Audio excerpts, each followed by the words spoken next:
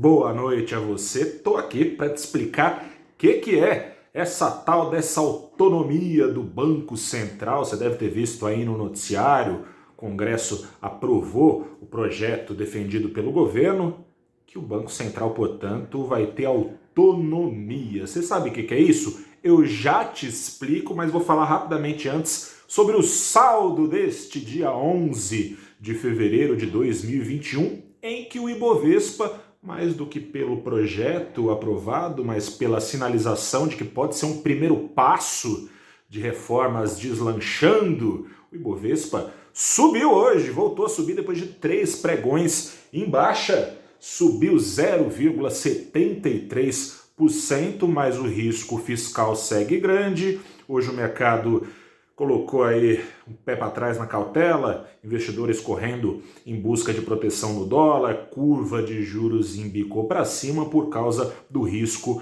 fiscal, engatilhada essa sensação de perigo pela frente, assim que o presidente Jair Bolsonaro, que há 15 dias falou que seria um desastre se auxílios emergenciais voltassem, falou que vão voltar. Em março voltam, de acordo com ele, com parcelas, com 3 ou 4 parcelas. Não está explicado ainda como vai ser feito para os auxílios entrarem dentro da conta, do teto de gastos.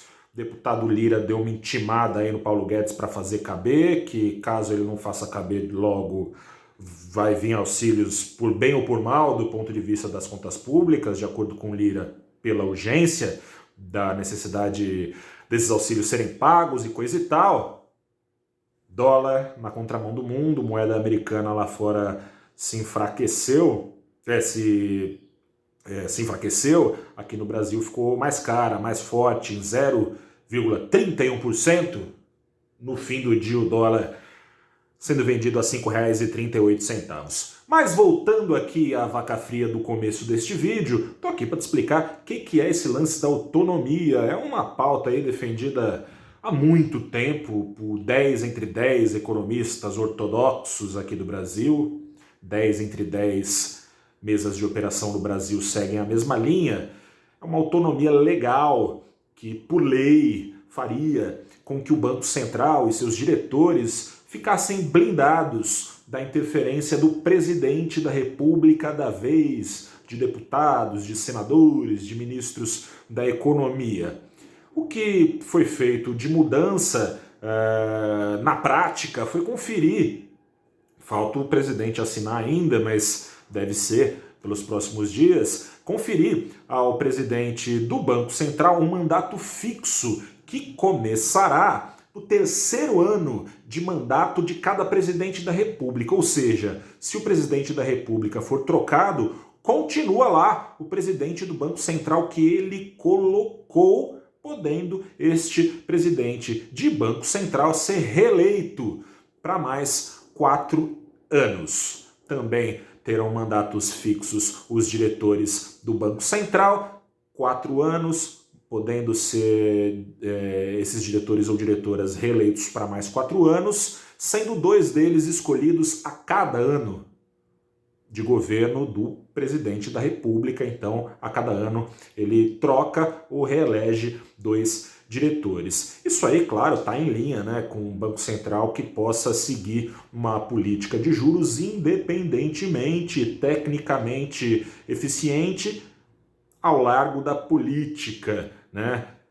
Mas tem né, o detalhe, né, é que importa, o diabo mora nos detalhes. Acontece o seguinte: a autonomia do Banco Central pode não vir a ser tão autônoma assim, porque neste projeto que foi aprovado no Congresso consta uma meta dupla para o Banco Central, é exemplo do que acontece com o Banco Central dos Estados Unidos. O Brasil não é exatamente um Estados Unidos, né? Você sabe muito bem, temos problemas estruturais muito sérios, muito mais do que a maior economia do mundo.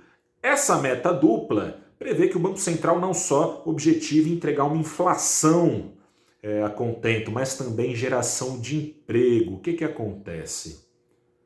O presidente do Banco Central, por este mesmo projeto, pede o status de ministro, o que já pode pressioná-lo via medidas judiciais a tomar decisões que não sejam puramente técnicas, mas não é só isso. Como esse presidente de Banco Central pode ficar exposto a pressões políticas e eleitoreiras, ele pode, de acordo com essas pressões, pedindo por mais geração de emprego, que é uma pauta cara em todos os países, aqui no Brasil, sobretudo, já faltava emprego desde antes da crise, falta ainda mais com essa crise, o banqueiro central da ocasião pode ficar, portanto, condicionando decisões de acordo com as pressões políticas pedindo emprego. O que isso significa na prática? Política de juros funciona mais ou menos assim.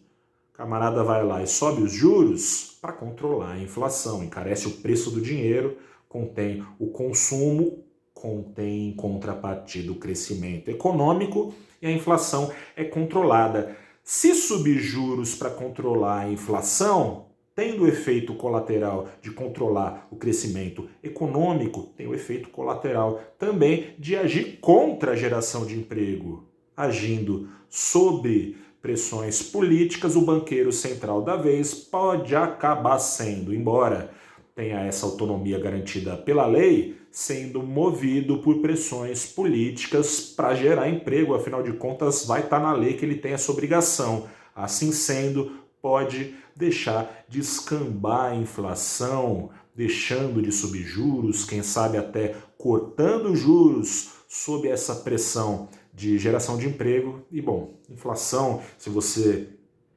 não conhece o bafo quente na orelha, tem algum parente aí mais velho que conheça, ou é só dar um Google para conhecer a história, a inflação é aquela história, pega mais no bolso do pobre. Isso pode trazer, inclusive, desigualdade.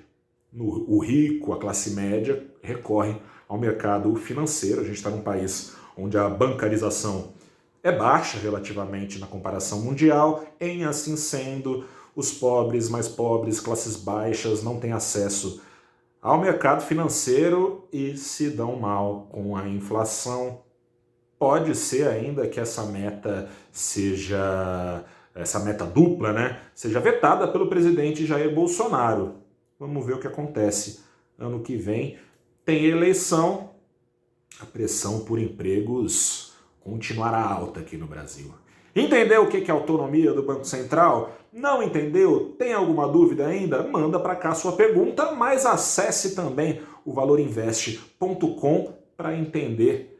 Coloca lá, entenda autonomia Banco Central, tá tudo escritinho lá, traduzindo para você o economês. Eu sou o repórter Gustavo Ferreira, fico por aqui, uma boa noite, volto amanhã, sexta-feira, com o saldo do dia, que é saldo da semana também. Apesar da alta de hoje do Ibovespa, até aqui é uma semana ainda de perdas para o principal índice de ações no Brasil. Falei bastante hoje, aquele abraço, boa noite, até a próxima e tchau!